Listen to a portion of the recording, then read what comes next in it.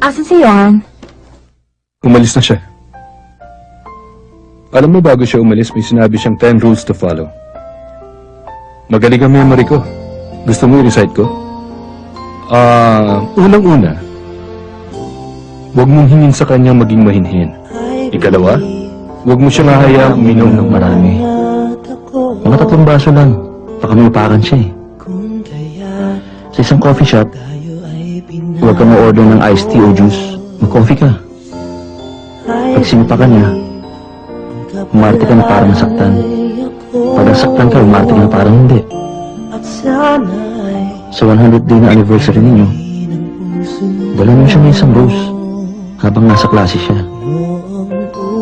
Nagugustuhan niya yun. Siguraduhin mo na matuto kang mag-candy at mag-splash. Dapat handa ka rin makulong paminsan-minsan. Pag sinabi niyang patay ka sa akin, huwag mong babaliwalain. Mabuti yun para sa'yo. Pag masakit ng mga paa niya, makipagpalit ka ng sapatos sa kanya.